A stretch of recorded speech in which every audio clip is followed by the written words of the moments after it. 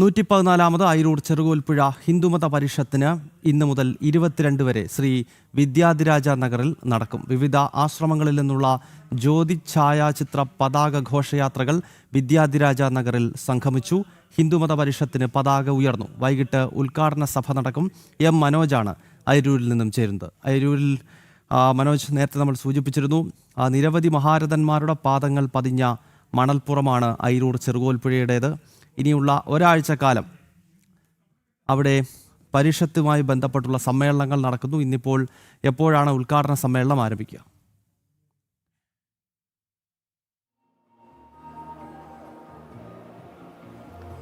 ഗൗതം, ഇന്ന് വൈകിട്ടോടു കൂടിയാണ് ഈ ഉദ്ഘാടന സഭ നടക്കുക.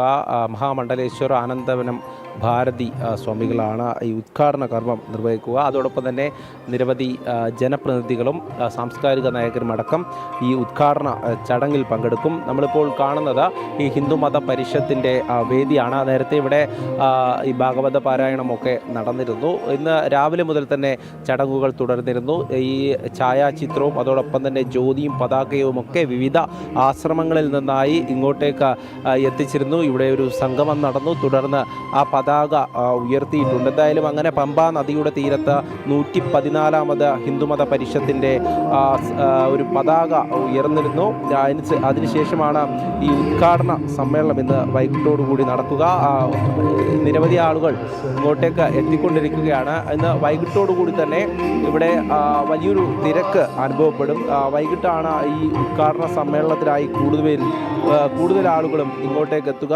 ഈ നേരത്തെ ഞാൻ സൂചിപ്പിച്ചിരുന്നു, 3:45 സമയം പറഞ്ഞിരിക്കുന്നത്. മഹാമണ്ഡലേശ്വർ സ്വാമി ആനന്ദവനം ഭാരതി ഉദ്ഘാടനം നിർവഹിക്കും. അതോടൊപ്പം തന്നെ മഠാധിപതി പ്രജ്ഞാനാനന്ദ തീർത്ഥപാദർ അനുഗ്രഹ പ്രഭാഷണം നടത്തും. മുൻ മിസോറാം ഗവർണറും BJP നേതാവുമായിട്ടുള്ള കുമ്മനം രാജശേഖരൻ, മന്ത്രി റോഷി അഗസ്റ്റിൻ, പ്രതിപക്ഷ നേതാവ് VD Satheesan, Anto Antony MP, Pramod Narayanan MLA, ജില്ലാ കളക്ടർ അടക്കം ഇങ്ങോട്ടേക്ക് എത്തുമെന്നാണ് അറിയിച്ചിട്ടുള്ളത്. എന്തായാലും 114ാമത് ഹിന്ദുമത പരിഷത്ത് നേരത്തെ സൂചിപ്പിച്ചിരുന്നു. ഈ വേദിയിൽ തന്നെ നിരവധി ആചാര്യന്മാരുടെയും അതോടൊപ്പം തന്നെ നവോത്ഥാന നായകരുടെയും ഒക്കെ ചിത്രങ്ങൾ ഇവിടെയുണ്ട്. അതൊക്കെ തന്നെ നമ്മെ സൂചിപ്പിക്കുന്നത് ഹൈന്ദവ ഏകീകരണത്തിന്, സമൂഹത്തിൻ്റെ നവോത്ഥാനത്തിന് വേണ്ടി പ്രവർത്തിച്ചവരാണ്. അതുപോലെ തന്നെ ആ ഒരു ലക്ഷ്യത്തിലേക്ക് തന്നെയാണ് ഈ ഹിന്ദുമത പരിഷത്ത് വർഷങ്ങളായി തുടർന്ന് വരുന്നത്.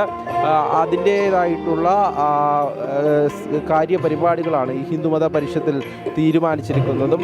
എന്തായാലും ഇന്ന് നടക്കുന്ന ഉദ്ഘാടന സമ്മേളനത്തിന് ശേഷം നാളെ ഈ ആത്മീയ രാമായണ സമീക്ഷയിൽ പ്രഭാഷണമുണ്ടാകും. പിന്നീട് ധർമാചാര്യ സഭയിൽ ഈ അച്യുത ഭാരതി സ്വാമിയാർ പ്രസംഗിക്കുന്നുണ്ട്.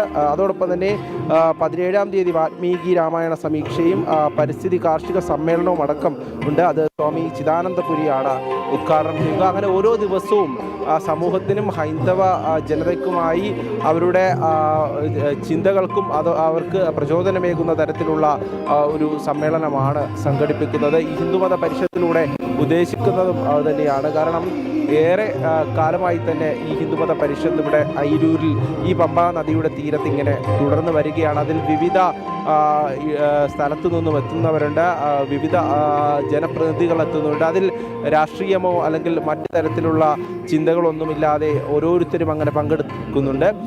അത് കൂടുതലും അതായത് സാംസ്കാരികതയിലൂന്നിക്കൊണ്ട് ഹൈന്ദവത, അതായത് ഈ ഹിന്ദുത്വ ചിന്താഗതിയോട് ഇഴുകിച്ചേർന്നിട്ടുള്ള ഒരു പങ്കെടുക്കുന്ന ഈ ഒരു ധർമ്മ പരിഷത്ത്, ഈ ഒരു ഹിന്ദുമത പരിഷത്ത്, അതിലേക്ക് തന്നെയാണ് വീണ്ടും നമ്മൾ എത്തിച്ചേർന്നിരിക്കുന്നത്. ഫെബ്രുവരി 22-ാം തീയതി വരെ നീണ്ടു നിൽക്കുന്ന ഈ ഒരു ഹിന്ദുമത പരിഷത്തിൽ വിവിധ തലങ്ങളിലായാണ് ഈ ഒരു കാര്യപരിപാടികൾ ഇവിടെ ഉള്ളത്. എന്തായാലും ഇനി വരുന്ന നിമിഷങ്ങളെന്ന് പറയുന്നത് ഈ ഉദ്ഘാടന കർമ്മത്തിലേക്കുള്ളതാണ്. അതിനുവേണ്ടി ഇവിടേക്ക് വിവിധ ആചാര്യന്മാരെത്തും. അതോടൊപ്പം തന്നെ ഇതിൻ്റെ സംഘാടകരൊക്കെ രാവിലെ മുതൽ തന്നെ ഇവിടെ സജീവമായുണ്ട്. എന്തായാലും ഈ ഒരു ഹിന്ദുമത പരിഷത്തിൻ്റെ ഉദ്ഘാടന കർമ്മത്തിന് വേണ്ടി നമുക്ക് കാത്തിരിക്കാം. അതോടൊപ്പം തന്നെ ഞാൻ നേരത്തെ സൂചിപ്പിച്ചിരുന്നു, 1912 മുതലാണ് ഈ ഒരു ഹിന്ദുമത പരിഷത്ത് ആരംഭിച്ചിട്ടുള്ളത്. അന്ന് തന്നെ ചട്ടമ്പി സ്വാമിയുടെ അനുയായിയായ, അതായത് അക്കാലം തൊട്ട് തന്നെ ഹൈന്ദവ സമൂഹത്തിൻ്റെ ഏകീകരണത്തിനായി സ്വാമി തീർത്ഥപാദ പരമഹംസൻ ഈ ഒരു ഹിന്ദുമത പരിഷത്തിന് നേതൃത്വം നൽകി എന്നുള്ളതാണ്. അത്തരത്തിൽ ചട്ടമ്പി സ്വാമികളുടെ വിദ്യാധിരാജ ചട്ടമ്പി സ്വാമികളുടെ നിർദ്ദേശപ്രകാരം അദ്ദേഹത്തിൽ നിന്നും പ്രചോദനം ഉൾക്കൊണ്ടുകൊണ്ട് തന്നെയാണ് ഈ ഒരു പരിഷത്തിന് തുടക്കം കുറിച്ചിരിക്കുന്നത്. നമ്മളിപ്പോൾ ദൃശ്യങ്ങളിൽ കാണുന്നത് ആ വേദിയാണ്, ഉദ്ഘാടന സഭയ്ക്ക് വേണ്ടി ഒരുങ്ങുന്ന വേദി. അതിൽ ഓരോ പ്രതിനിധികളെയും അതോടൊപ്പം തന്നെ ആചാര്യന്മാരെയും ഒക്കെ ഇവിടെയുള്ള സംഘാടകർ അങ്ങനെ ക്ഷണിച്ചിട്ടുണ്ട്. അവരൊക്കെ ഇവിടേക്ക് എത്തിച്ചേരും. കഴിഞ്ഞ തവണ ഇവിടെ മുഖ്യാതിഥിയായി എത്തിയിരുന്നത്, അതായത് ഈ സമാപന സമ്മേളനത്തിലടക്കം വിവിധ പ്രമുഖരെത്തിയിരുന്നു. അതിൽ ഏറ്റവും എടുത്തു പറയേണ്ടത് കഴിഞ്ഞ തവണയാണ് രാഷ്ട്രീയ സ്വയംസേവക സംഘത്തിൻ്റെ സർസംഘചാലക് ഡോക്ടർ മോഹൻ ഭഗവത് പങ്കെടുത്തിരുന്നത്. അദ്ദേഹം ഒരുപാട് കാര്യങ്ങൾ ഇവിടെ പങ്കുവച്ചിരുന്നു. ഈ ഹൈന്ദവ സമൂഹത്തിൻ്റെ മുന്നേറ്റത്തെക്കുറിച്ചും അതോടൊപ്പം തന്നെ ഏകീകരണത്തെക്കുറിച്ചുമൊക്കെ അദ്ദേഹം സൂചിപ്പിച്ചിരുന്നു. ഭാരതത്തിലെ ജനതയെ, അതായത് ഭാരതീയരായിട്ടുള്ള ഓരോരുത്തരും ഈ സംസ്കാരത്തെ അതോടൊപ്പം തന്നെ ഈ ഹിന്ദുത്വത്തെയൊക്കെ തന്നെ അടുത്തറിയേണ്ടവരാണ്. അതിൻ്റെ പ്രാധാന്യത്തെ ഉൾക്കൊണ്ട് വരേണ്ടതാണ്. എല്ലാ കാര്യങ്ങളും തന്നെ അദ്ദേഹം കഴിഞ്ഞ തവണ പറഞ്ഞിരുന്നു. ഇത്തവണയും നമുക്ക് കൂടുതൽ പ്രതിനിധികളെ, അതായത് ഈ ഹിന്ദുമത പരിഷത്തിലേക്ക് പ്രതീക്ഷിക്കുന്നുണ്ട്. കേന്ദ്രമന്ത്രി അടക്കം എത്തുമെന്നാണ് അറിയിച്ചിട്ടുള്ളത്. ഗൗതം. ഒപ്പം മനോജ്, എത്രത്തോളം വലിയ ജനക്കൂട്ടം അയിരൂർ ചെറുകോൽപ്പുഴ മണപ്പുറത്തേക്ക് എത്തിത്തുടങ്ങി? കാരണം ഓരോ വർഷവും തെക്കൻ കേരളത്തിലെ ഒരു വലിയ ഹിന്ദു സംഗമ ഭൂമിയാണ് അയിരൂർ ചെറുകോൽപ്പുഴ എന്ന് പറയുന്നത്. ഇപ്പോൾ വടക്കൻ കേരളത്തിൽ നമ്മൾ മഹാമാഘ മഹോത്സവം കണ്ടു. ലക്ഷക്കണക്കിന് ആളുകളാണ് ഭാരതപ്പുഴയുടെ തീരത്തേക്ക് എത്തിയത്. ഏതാണ്ട് 250 വർഷങ്ങൾക്ക് മുമ്പ് നിന്നുപോയൊരു അനുഷ്ഠാനം വീണ്ടും അവിടെ ഹൈന്ദവ സംഘടനകളുടെയും സന്യാസി ശ്രേഷ്ഠന്മാരുടെയും നേതൃത്വത്തിൽ ആരംഭിച്ചു. തെക്കൻ കേരളത്തിലേക്ക് വരികയാണെങ്കിൽ അയിരൂർ ചെറുകോൽപ്പുഴ നേരത്തെ സൂചിപ്പിച്ചതുപോലെ 1912 ആരംഭിച്ച ഒരു ഹിന്ദുമത പരിഷത്താണ്. അതിൻ്റെ ഒരു ചരിത്രം തന്നെ നോക്കുകയാണെങ്കിൽ ഒരു കാലഘട്ടത്ത് അയിരൂർ ഉൾപ്പെടെയുള്ള സ്ഥലങ്ങളിൽ ഹിന്ദു സമൂഹത്തിനിടയിൽ തന്നെ നിലനിന്നിരുന്ന വലിയ അനൈക്യം, പ്രത്യേകിച്ച് വിവിധ കരകൾ തമ്മിലുള്ള സംഘർഷങ്ങൾ, ജാതീയമായിട്ടുള്ള വേർതിരിവുകൾ, അങ്ങനെ ഹിന്ദു സമൂഹം വിവിധ കാരണങ്ങളാൽ അനൈക്യത്തിൽ നിൽക്കുകയും അത് മറ്റ് വിഭാഗങ്ങൾ ആളിക്കത്തിക്കുകയും ഒക്കെ ചെയ്തപ്പോൾ സനാതനധർമ്മത്തിനുണ്ടായ ഒരു കോട്ടം, അതിൽ നിന്നും ഹൈന്ദവ സമൂഹത്തെ തിരിച്ചു കൊണ്ടുവരിക എന്ന ലക്ഷ്യത്തോടെയാണല്ലോ ചട്ടമ്പിസ്വാമി തിരുവടികളുടെ ആശീർവാദത്തോടുകൂടി 1912 പമ്പാനദിയുടെ തീരത്ത് ചെറുകോൽപ്പുഴയുടെ മണപ്പുറത്ത് ഇങ്ങനെയൊരു ഹിന്ദുമത പരിഷത്ത് ആരംഭിക്കുന്നത്. ഇപ്പോൾ 114 വർഷങ്ങൾ കടന്ന് ഈ പരിഷത്ത് അതിൻ്റെ 114ാമത്തെ അധ്യായം തുറക്കുമ്പോൾ അതിൻ്റെ ചരിത്രത്തിലേക്ക് തിരിഞ്ഞു നോക്കുമ്പോൾ മനോജിന് എങ്ങനെ അതിനെ വ്യാഖ്യാനിക്കാൻ സാധിക്കുന്നു? ഒപ്പം എത്രത്തോളം വലിയ ജനക്കൂട്ടം ഇപ്പോൾ അവിടെ ഉണ്ട് മനോജ്?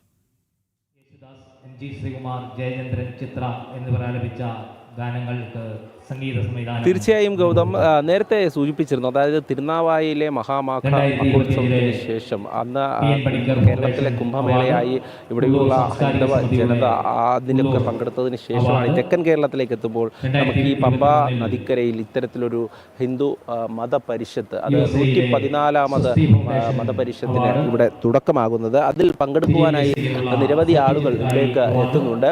എന്തായാലും അതിൻ്റെ സംഘാടകരൊക്കെ തന്നെ ഇവിടെ രാവിലെ മുതൽ സജീവമായിട്ടുണ്ട്. ഒരുപാട് പേരെ ഇങ്ങോട്ടേക്ക് പ്രതീക്ഷിക്കുന്നുണ്ട് ഈ ഒരു ഉദ്ഘാടന സഭയിലേക്ക് പങ്കെടുക്കാൻ. രാവിലെ മുതൽ തന്നെ എല്ലാ കാര്യങ്ങളും ഇവിടെ സജീവമായിട്ട് തുടരുന്നുണ്ട്. ഉദ്ഘാടന സഭ അല്പസമയത്തിനകം നടക്കും. അപ്പോൾ ഒരുപാട് പേരെ ഇങ്ങോട്ട് പ്രതീക്ഷിക്കുന്നുണ്ട്. ഇന്ന് ഏറ്റവും കൂടുതൽ ആളുകൾ ഉദ്ഘാടന സഭയ്ക്ക് എത്താൻ സാധ്യതയുണ്ട്. അതിനു വേണ്ടിയിട്ടുള്ള തയ്യാറെടുപ്പിലാണ് ഹിന്ദുമതത്തിലെ ഇവിടുത്തെ പ്രവർത്തകർ.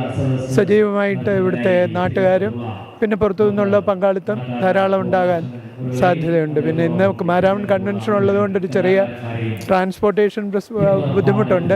എന്നിരുന്നാലും ധാരാളം ഹിന്ദുമത വിശ്വാസികൾ ഇവിടെ ഒത്തുകൂടാനുള്ള എല്ലാ സജ്ജീകരണങ്ങളും ഉണ്ടാക്കിയിട്ടുണ്ട്. വിദ്യാധിരാജ ചട്ടമ്പി സ്വാമികളുടെ ആ ഒരു നിർദ്ദേശപ്രകാരം അല്ലെങ്കിൽ അദ്ദേഹത്തിൽ നിന്നും പ്രചോദനം ഉൾക്കൊണ്ടുകൊണ്ടാണ് അന്ന് മുതൽ, അതായത് 12 മുതൽ അല്ലേ, ഇപ്പോൾ 114ാമത് മതപരിഷത്താണ് നടക്കുന്നത്. അന്ന് മുതൽ ഈ പമ്പാ നദിക്കരയിൽ നടക്കുന്ന ഈ ഹിന്ദുമത പരിഷത്ത് അത് ഹൈന്ദവ സമൂഹത്തിന് എന്നും ഒരു പ്രചോദനം അല്ലെങ്കിൽ ഒരു ആത്മവിശ്വാസം നൽകുന്നത് തന്നെയാണ്. ഈ പ്രദേശത്തിന് തന്നെ ഇതൊരു പ്രചോദനമാണ്. അത് പരമവട്ടാര ചട്ടമ്പിസ്വാമി തിരുവടികൾ പാദസ്പർശം കൊണ്ട് ഇവിടെ പവിത്രമായ ഈ പമ്പാ മണൽപ്പുറം അന്നു മുതൽ തന്നെ ഇത് ഇവിടുത്തെ സമൂഹം ഏറ്റെടുത്ത് ഏറ്റവും ഭംഗിയായ രീതിയിൽ ഇവിടെ എല്ലാ വർഷവും നടത്തി വരുന്ന ഈ ഹിന്ദുമത സമ്മേളനം സനാതന ധർമ്മത്തിൻ്റെ ഒരു പുരോഗമനത്തിന് വേണ്ടിയിട്ട് അല്ലെങ്കിൽ നിലനിൽപ്പിന് വേണ്ടിയിട്ട് എന്നും ഒരേപോലെ ഒന്നിച്ച് പ്രവർത്തിക്കുന്ന ഒരു സമൂഹം ഇവിടെ ഉണ്ട്. അത് അയിരൂരിൻ്റെ ഒരു പ്രത്യേകതയാണ്. ഈ പ്രദേശത്തുള്ള എല്ലാ ആളുകളുടെയും സജീവമായ പ്രവർത്തനം, എല്ലാവരും ഒത്തൊരുമിച്ച് യാതൊരു ഭേദവുമില്ലാതെ ഇവിടെ ഒത്തുകൂടുകയും ഈ സമ്മേളനത്തിൽ പങ്കെടുക്കുകയും ചെയ്യാറുണ്ട്. തീർച്ചയായും ഇപ്പോൾ നമ്മളോട് അതായത് ഈ ഹിന്ദുമത പരിഷത്തിൻ്റെ സംഘാടകരാണ്, ഭാരവാഹികളാണ് ഇവിടെയൊക്കെ ഉള്ളത്. അവരൊക്കെ തന്നെ ഇക്കാര്യങ്ങൾ പങ്കുവയ്ക്കുന്നുണ്ട്. ഇവിടെ അതായത് ഈ ഒരു പുണ്യസ്ഥലമായി കണക്കാക്കുന്ന ഈ പമ്പാ നദിയുടെ തീരത്ത് നടക്കുന്ന ഈ ഹിന്ദു മത പരിഷത്തിൽ പങ്കെടുക്കുവാനായി നിരവധി പേർ ഇങ്ങോട്ടേക്ക് എത്തും. അതോടൊപ്പം തന്നെ ഈ നാട്ടുകാരുടെയും അതോടൊപ്പം ഹൈന്ദവ വിശ്വാസികളുടെയും ഒക്കെ തന്നെ ഒരു ഐക്യം തന്നെയാണ് നമുക്ക് ഈ ഒരു മതപരിഷത്തിലൂടെ ഓരോ വർഷവും കാണാൻ സാധിക്കുന്നത്. ആ ഐക്യത്തെ കൂടുതൽ ഊട്ടിയുറപ്പിക്കുക എന്നുള്ള ഒരു ലക്ഷ്യത്തോടു കൂടി തന്നെയാണ് ഈ പരിഷത്ത്, അതായത് ഓരോ തവണയും നടക്കുന്ന ഹിന്ദുമത പരിഷത്തിന്റെ. മനോജ്, എന്തായാലും അയിരൂർ ചെറുകോൽപ്പുഴ ഹിന്ദുമത പരിഷത്തിന്റെ 114ാമത്തെ വർഷമാണിത്. 1912 തുടങ്ങിയ ഹിന്ദുമത പരിഷത്താണ് 114 വർഷങ്ങൾ പിന്നിടുന്നത്.